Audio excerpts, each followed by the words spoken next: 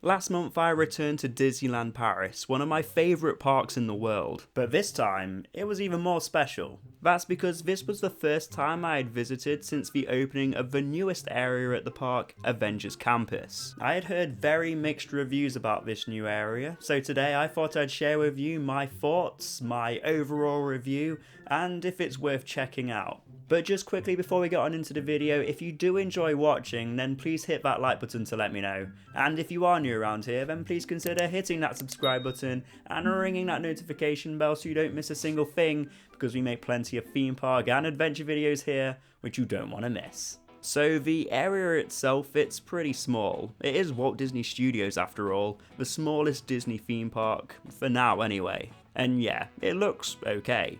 The colour scheme is all a bit dull and grey, but that's probably what they were aiming for, as it gives it that futuristic feel. Now, something that I didn't do, which I wish I had done, was check out this area in the dark, because I can imagine with all the lighting it would look really great. You also have the Quinjet, which is raised above the campus, definitely the standout piece of theming in the area. But there was other bits of theming around, including this futuristic superhero car, which drove through the area. Now, I'm not too sure if this was part of a show or a performance, but it looked really cool either way. So let's talk about the main food spot in Avengers Campus, Pym's Kitchen. This is an Ant-Man and the Wasp themed restaurant which creates a buffet of oversized and shrunken food. A really interesting idea. It's €45 for an adult and €25 for a child, so not cheap, however it is all you can eat. There's also a range of cocktails, mocktails, beers and drinks, so a very good variety of options here. Now, I personally didn't eat at this restaurant myself, however compared to the other restaurant at Avengers Campus, which I'll touch on later in this video, if you're looking for quality, then Pym's Kitchen is the place you're going to want to eat at. Having said that though, it is quite pricey. If we're going off, say, a family of 4 with 2 adults and 2 children, it's going to set you back €140. But it is all you can eat and it is a very cool and unique restaurant, so I guess it is worth the money. Okay, so let's move on to the first ride here at Avengers Campus. Let's take you on board Web Slingers, which I was very excited to try because it is very unique. I joined the single riders queue because the regular standby line was 30 minutes, but the single rider line was just 10 minutes. And I was a single rider anyway, so either way I would have had to have joined this queue. So the pre-show, it's really fun. It features Peter Parker explaining the story of the ride. It's all in French, which is understandable, but there is a translation screen, so I found that very useful. To put the story into basic terms, Peter Parker, he's created some self-replicating spider bots, however they unfortunately get stuck in replication mode and they escape from the web workshop. So Spider-Man and of course us, the riders, we have to stop the spider bots from causing chaos across Avengers Campus. So this isn't a thrill ride, it's a screen-based interactive dark ride, so it's suitable for all guests. With this ride, you actually use your arms to shoot the spider bots on the screens, which is really impressive. You put on a pair of web vision goggles before boarding, and there's also the board which gives you some of the top techniques so you can get a high score. It shows you how to sling webs, pull objects and push buttons.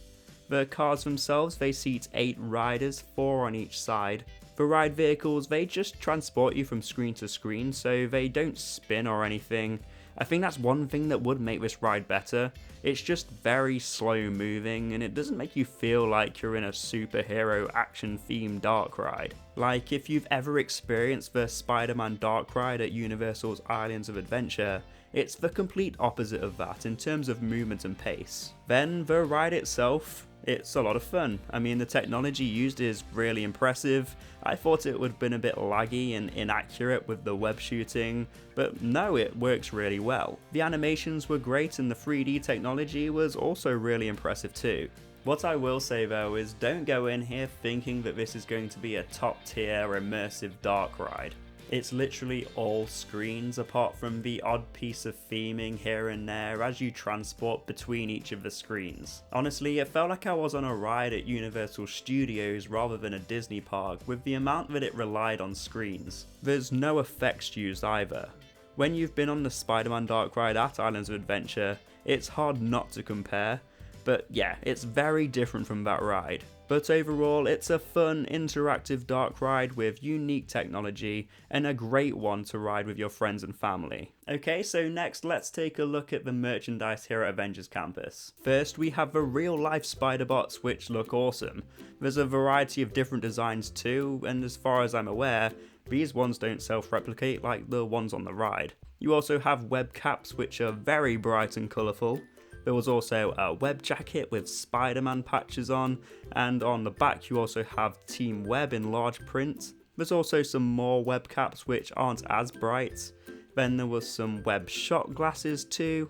You can also find regular drinking glasses with the Avengers Campus logo, the Flight Force logo, and the Web logo too. One of the more pricier items, this is a model of the Quinjet, a detailed replica which is priced at €179.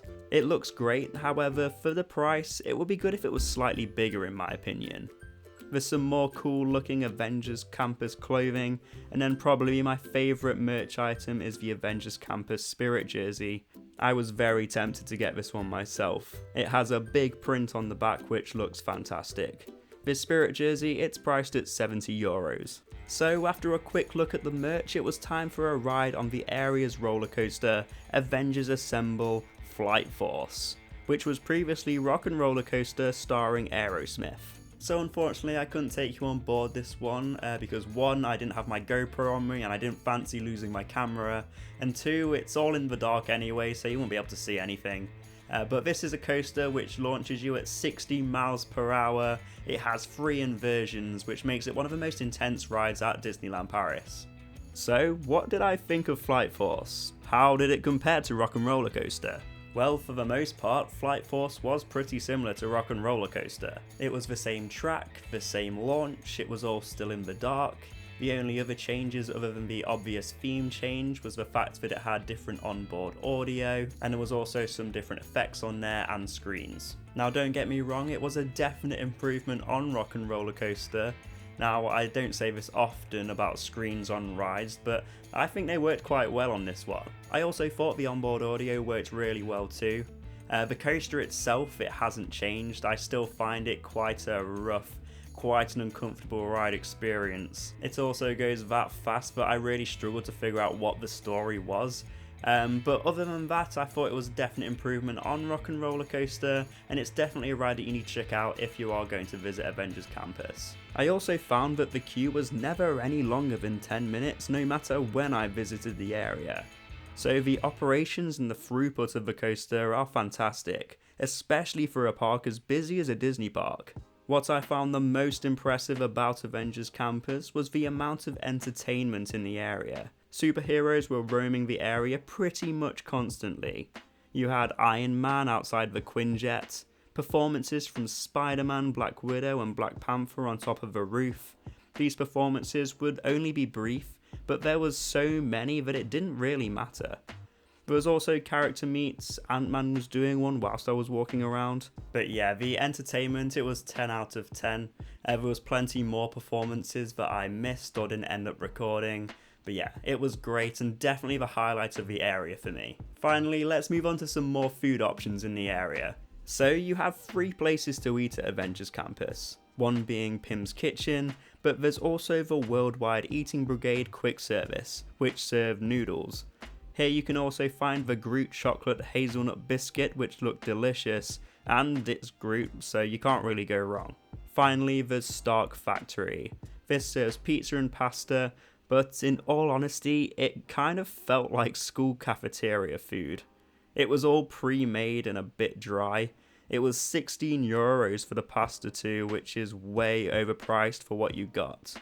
So, as I mentioned earlier, if I was to suggest anywhere to eat at Avengers Campus, I'd say splash out a bit and head to Pim's Kitchen. Honestly, the food inside Stark Factory, it wasn't up to Disney standards, which is a shame because this restaurant, it does have so much potential. So, overall, I have mixed opinions on Avengers Campus. The area itself is nicely themed, a bit dull in places, but I wouldn't say it's under-themed. The rides were okay. Nothing spectacular, but still enjoyable and worth riding if you plan on visiting. The queue times were short too, so there's no complaints there. The food options, they could have been a little better.